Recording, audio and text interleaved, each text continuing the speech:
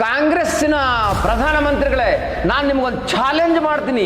ನಿಮಗೆ ಪ್ರಧಾನಮಂತ್ರಿ ಪಟ್ಟ ಬೇಕಲ್ಲ, ಶ್ರೀರಾಮಚಂದ್ರನ ಈ ಜಾಗದಾಗ ಕೂಡಿಸ್ರಿ, ನೀವು ಹೋಗೋವರೆಗೂ ನಿಮ್ಮನ್ನೇ ಪ್ರಧಾನಮಂತ್ರಿ ನಾವು ಮಾಡ್ತೀವಿ. ಬೆಳಿಗ್ಗೆ ಸೂಚನೆ ಬಂದಿತ್ತು, ಬೆಳಿಗ್ಗೆ 10 ಗಂಟೆಗೆ ಎಲ್ಲರೂ ಈ ಜಾಗಕ್ಕೆ ಬಂದು ಸೇರ್ಬೇಕು ಅಂತೇಳಿ. ಹೋಗ್ಬೇಡ್ರಿ, ಹತ್ತಬೇಡ್ರಿ, ಮ್ಯಾಲ್ ಹತ್ತಬೇಡ್ರಿ, ಅದು ನಮ್ಮ ಉದ್ದೇಶ ಅಲ್ಲ. ಬಾಲ್ ಠಾಕ್ರೆ ಅವ್ರದ್ದು ಇಂಟರ್ವ್ಯೂ ನಾನು ನೋಡ್ತಾ ಇದ್ದೆ. ಅವ್ರು ಹೇಳ್ತಾ ಇದ್ರಂತೆ, ಬಾಬ್ರಿ ಮಸೀದಿ ಮೇಲೆ ಕೈ ಇಟ್ಕೋ ಧೈರ್ಯ ಮಾಡಿದ್ಯಾರು ಅಂತ. ನಾವು ಕೈ ಇಟ್ಟಿದ್ದಲ್ಲ, ಕಾಲಿಟ್ಟಿದ್ದು ಅಂತ ಹೇಳ್ತಾರೆ. ನಾನು ನುಗ್ಗಿದೆ, ಮೇಲ್ಗಡೆವರೆಗೆ ಹೋದೆ, ಅದನ್ನ ಕೈಯಿಂದ ಕುಟ್ಟಿ ತೆಗೆದ್ಬಿಟ್ರು ಕೆಲವರಂತೂ. ನಾನು ಗರ್ವದಿಂದ ಹೇಳ್ತೀನಿ, ನಾನೇ ಪುಡಿ ಮಾಡೀನಿ, ನನ್ನ ಸ್ವಯಂ ಸೇವಕರೇ ಪುಡಿ ಮಾಡ್ಯಾರ. ಏನ್ ಇವಾಗ ಉಮಾ ಭಾರತಿ ಎಲ್ಲಿಂದ ಬಂದ್ರು ಏನೋ ಬಂದ್ರು, ಒಂದು ಸಾವಿರಾರು ಜನರನ್ನು ಕಾರ್ ಸೇವಕರನ್ನು ಕರ್ಕೊಂಡು ಬಂದ್ಬಿಟ್ರು. ತೆಗಿತಾ ಇದ್ದಾರೆ. ನಾನು ಕೂಡ ಹತ್ರ ಹೋಗಿನಿ, ಆ ಕಡೆಯಿಂದ ದೊಬ್ತಿದ್ದಾರೆ, ಅಂದ್ರೆ ದೊಬ್ಬಿ ಬಿಟ್ಟಾರೆ, ಸರ್ರಂತ ಕೆಳಗಿಳಿದು ಬಿಡ್ತದು. ನಾನು ಸತ್ನ ಕೆಟ್ಟನಂತ ಓಡ್ಬಿಟ್ಟೆ. ಒಂದು ಟ್ಯಾಪಿ ತಗೊಂಡು ಒಬ್ಬ ಋಷಿ ಮುನಿ ಗಾರೆ ಮಾಡ್ತಾ ಇದ್ದಾರೆ. ಯಾರಂತೂ ನೋಡ್ತೀನಿ, ಪೇಜಾವರ ಶ್ರೀಗಳು. ಮೋದಿಯಲ್ಲಿ ಪ್ರಾಣ ಪ್ರತಿಷ್ಠಾಪನೆ ಮಾಡ್ತಾ ಇದ್ರೆ ನಾವೇನು ಚಪ್ಪಲೆ ತಪ್ಪಬೇಕಾ ಅಂತ ಒಂದು ಸಣ್ಣ 50,000 ರೂಪಾಯಿ ದಾನ ಮಾಡಿರ್ತಾರೆ ಒಂದು ದೇವಸ್ಥಾನಕ್ಕೆ. ನಾನ್ ಮಾಡಿ ನೋಡು ಅಂತ ಹೇಳ್ಕೊಂತಿರ್ತಾರೆ. ಟ್ರಿಪಲ್ ತಲಾಕ್ ಅವಾಗಲೇ ಮಾಡ್ಬಿಡ್ಬೋದಾಗಿತ್ತು. ಯಾಕೆ ಒಂದು ಟೈಮ್ವರೆಗೂ ಕಾದ್ರು? ಬಾಬ್ರಿ ಮಸೀದಿ ಧ್ವಂಸ ಇದು ಒಪ್ಕೊಳ್ಳಿಕ್ಕೆ ಬಿಜೆಪಿ ರೆಡಿ ಇರಲಿಲ್ಲ.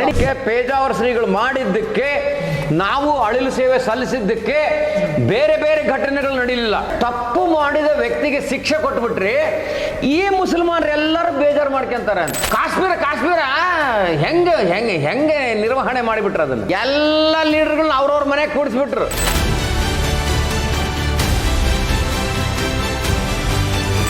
ಇನ್ನು 1992 ಆಯ್ತು, ಇನ್ನು 92 ಮತ್ತೆ ಹೋಗ್ತೀರಾ?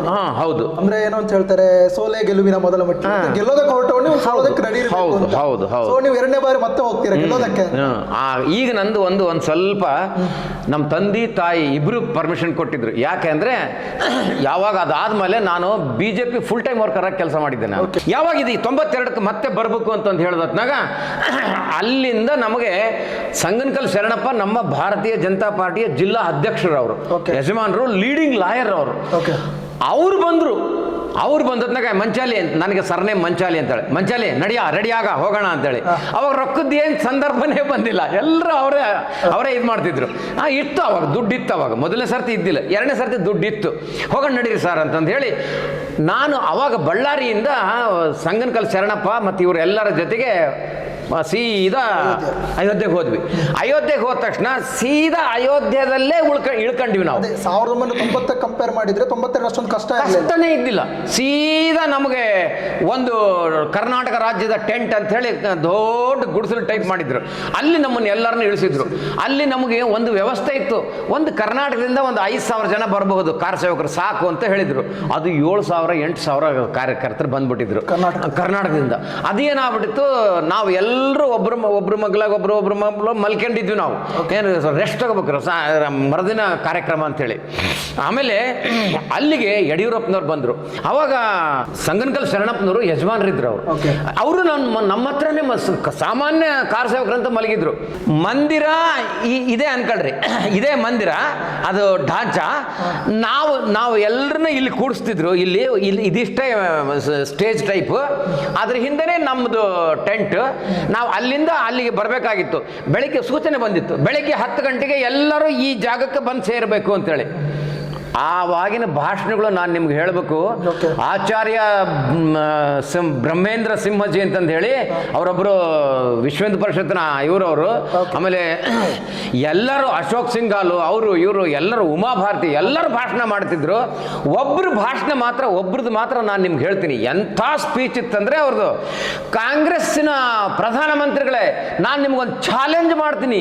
ಏನು ಚಾಲೆಂಜ್ ಅಂದ್ರೆ, ನಿಮಗೆ ಸೀಟ್ ಬೇಕಲ್ಲ, ನಿಮಗೆ ಪ್ರಧಾನಮಂತ್ರಿ ಪಟ್ಟ ಬೇಕಲ್ಲ, ಶ್ರೀರಾಮಚಂದ್ರನ ಈ ಜಾಗದಾಗ ಕೂಡಿಸ್ರಿ, ನಿಮಗೆ ನೀವು ಹೋಗೋವರೆಗೂ ನಿಮ್ಮನ್ನೇ ಪ್ರಧಾನಮಂತ್ರಿ ನಾವು ಮಾಡ್ತೀವಿ.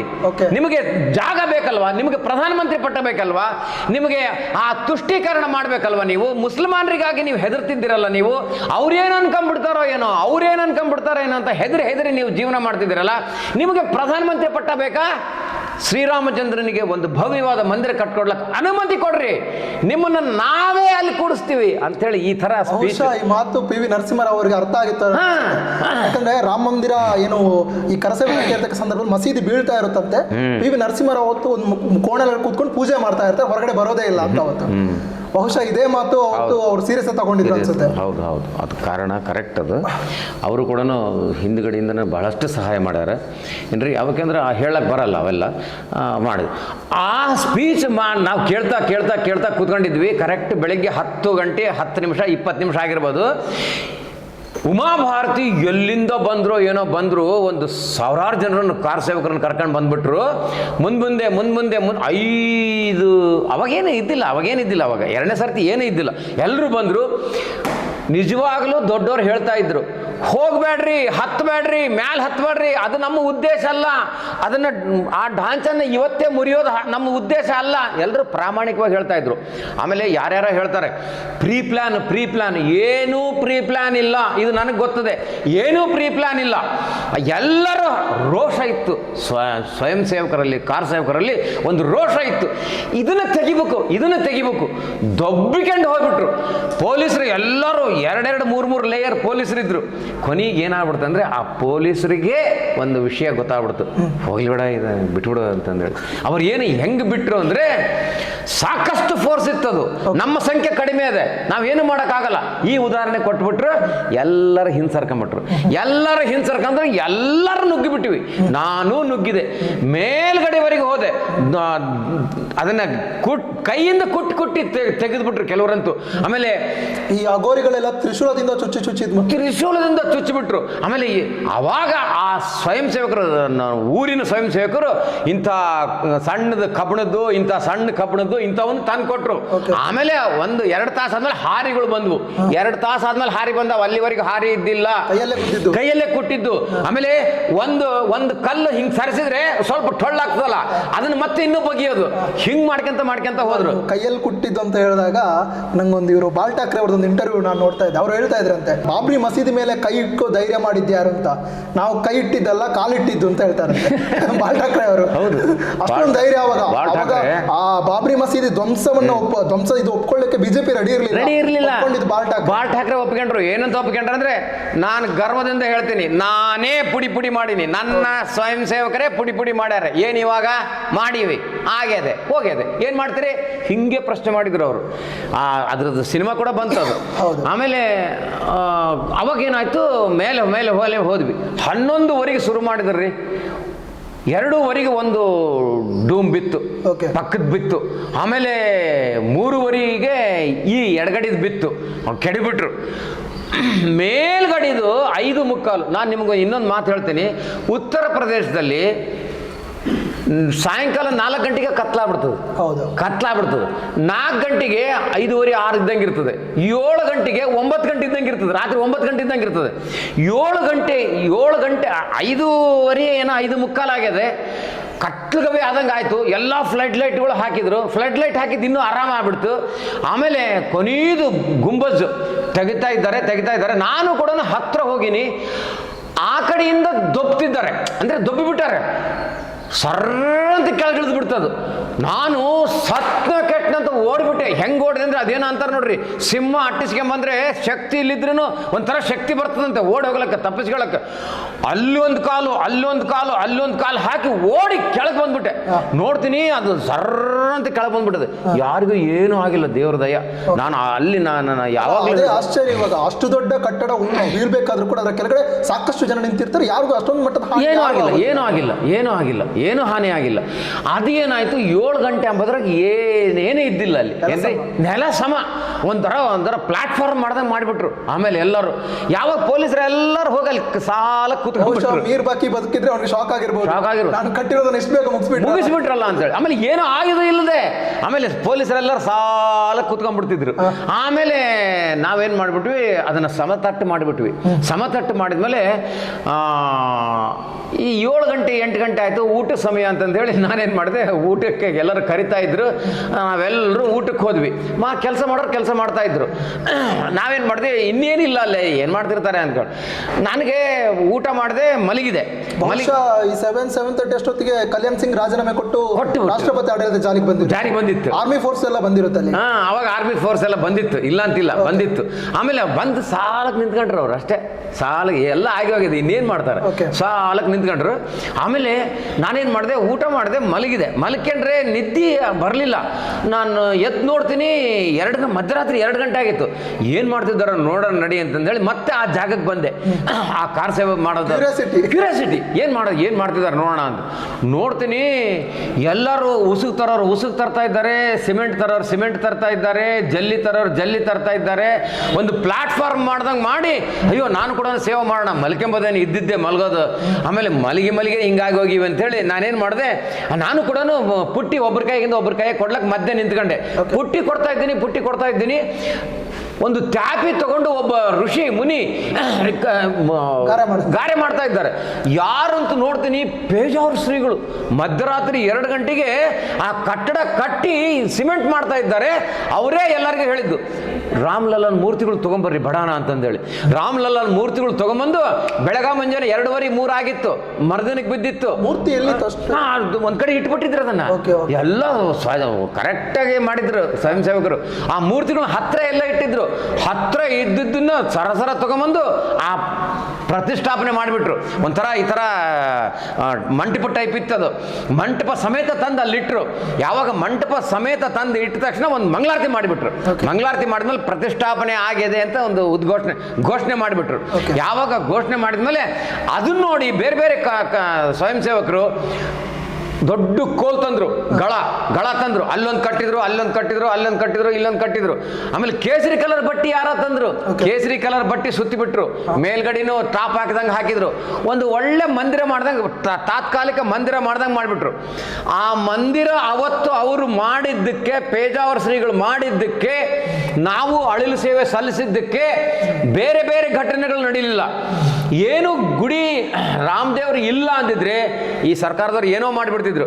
ಏನೂ ಇಲ್ಲಲ್ಲ, ಇನ್ನೇನದ ಅಲ್ಲಿ ಹಂಗಂದ್ಬಿಡ್ತಿದ್ರು. ಈಗ ರಾಮದೇವ್ರು ಇದ್ದಾರೆ, ಈಗಲೂ ರಾಮದೇವ್ರ ಪೂಜೆ ನಡೀತದೆ, ಈಗಲೂ ರಾಮದೇವ್ರನ್ನ ಭಜನೆ ಮಾಡ್ತಾ ಇದ್ದಾರೆ. ಹಾಗಾಗಿ ಅವತ್ತಿನಿಂದ ನಮಗದು ಮತ್ತೆ ನಮ್ಮ ಕೈಗೆ ಸಿಗಂಗಾಯ್ತು. ಎಲ್ಲರೂ ಸ್ವಯಂ ಸೇವಕರು ಪರಿಶ್ರಮ. ಆಮೇಲೆ ಆ ಮಂದಿರ ಆದಮೇಲೆ ಇನ್ನು ನೀವು ಇಲ್ಲಿ ಯಾರು ಇರಬೇಡ್ರಿ ಅಂತ ಹೇಳಿದ್ದಕ್ಕೆ ಅವತ್ತು ನಾವು ಅಲ್ಲಿ ಇರಂಗಿದ್ದಿಲ್ಲ.